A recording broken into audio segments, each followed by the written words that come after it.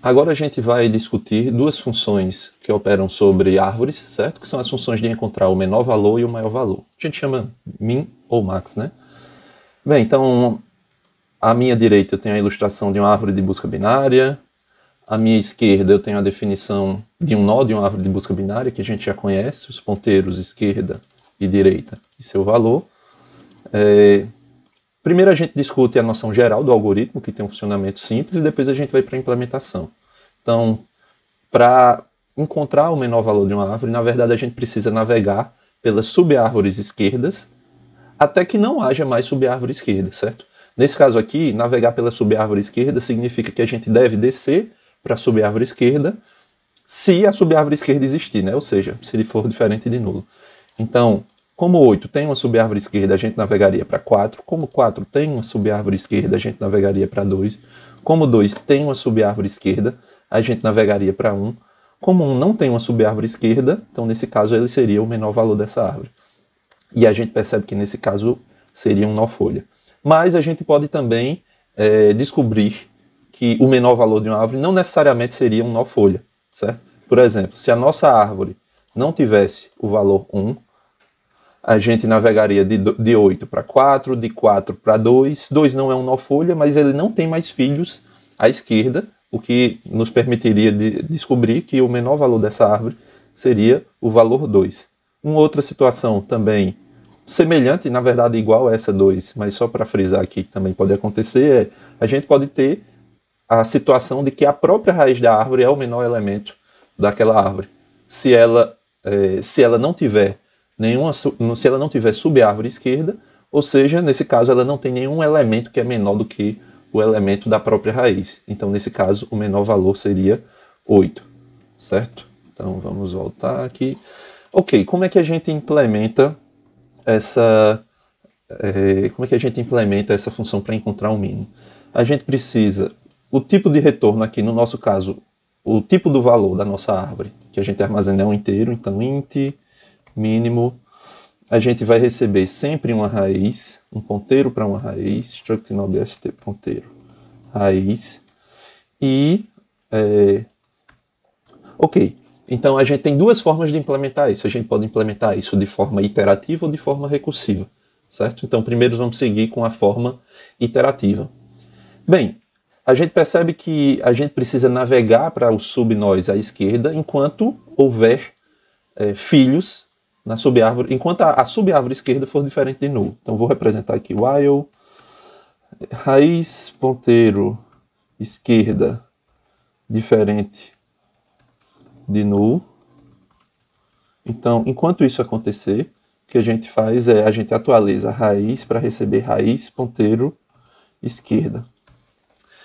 Quando a gente sai do while, no fim das contas, a gente vai ter a raiz apontando para o nó que tem o último valor que tem o menor valor dessa árvore. Então a gente simplesmente retornaria aqui raiz ponteiro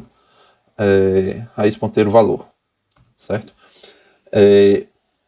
Um outro detalhe que eu ainda não enderecei nessa implementação é que pode ser que a gente receba uma raiz nula. Então a gente precisaria endereçar isso aqui num if para que a gente não tente acessar um valor de um endereço de um nó que está nulo. Então, se raiz for nula, aí a gente poderia retornar return, a gente poderia retornar algum erro, algum código de erro, alguma coisa do tipo, tá? Então, essa implementação aqui é uma implementação, seria a implementação iterativa, né, da nossa função. Uma outra coisa que vale a pena salientar é que a gente consegue trabalhar somente com essa variável raiz, porque ela é uma variável local. Então, o fato de eu utilizar essa seta aqui, eu receber essa seta e utilizar essa variável aqui como a variável raiz e ir modificando essa raiz, não tem problema, porque na verdade essa raiz aqui é uma variável local. Raiz é local. Então, não tem nenhum problema da gente ir navegando com essa raiz, saindo de 8 para 4, para 2 e no fim chegar em 1. Por quê? Porque essa variável é local. Então, se eu estiver alterando o valor dessa variável, eu não estou alterando o valor original da nossa raiz, que pode ser um valor que foi definido lá no main, por exemplo.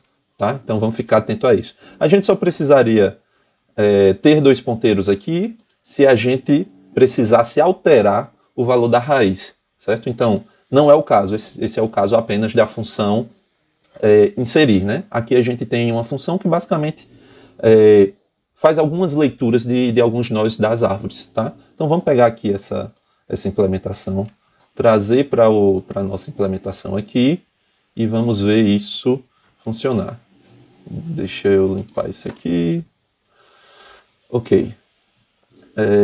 Então, se a minha raiz for nula, eu vou retornar. Eu já deixei aqui, na verdade, uma constante, o menor inteiro do C, para representar uma situação de erro, certo? Enquanto a esquerda for diferente de nulo, a gente navega pela esquerda, e quando a gente terminar a navegação, a gente simplesmente retorna. Então essa é a nossa função de mínimo iterativa, certo? Agora vamos fazer a função de mínimo recursiva. Então, para a função de mínimo recursiva, basicamente a gente precisa remover esse while, né? Porque o while ele faz a iteração e na verdade a gente quer criar uma nova implementação recursiva, certo? Então a gente tira esse while e coloca um else if. Então, se a nossa subárvore esquerda ainda é diferente de nulo, basicamente o que a gente vai fazer a gente vai fazer uma chamada recursiva passando como nova árvore a raiz ponteira esquerda, certo? Então, basicamente, faltou o nome da função aqui, mínimo recursivo, certo? Então, isso aqui é o que a gente faz. E, pessoal, se a gente precisar criar uma função para buscar o máximo, essa função é exatamente igual, certo? Sendo que ao invés de buscar pela direita, o que a gente vai fazer é buscar cada vez ao invés de buscar pela esquerda, a gente vai buscar sempre pela direita. Então, raiz ponteiro direita, e o nome dessa função aqui seria máximo recursivo, raiz ponteiro direita, e mais uma vez, aqui mudar para máximo recursivo, e raiz ponteiro direita. Vou limpar isso aqui. Então, nós vamos executar agora essa função aqui, certo? Vou chamar a função de mínimo iterativo sobre a raiz, ela recebe somente um argumento. Vou chamar de mínimo o mínimo recursivo e vou fazer o mesmo para o máximo iterativo e máximo recursivo. E olhando aqui para a árvore que está ilustrada, a gente espera que a impressão do menor seja o valor 2 e a impressão do maior seja o valor 20. Então vamos executar. Então, os menores aqui 2 e 2 e os valores máximos 20 e 20. E é isso, espero que vocês tenham aprendido. Até o próximo vídeo.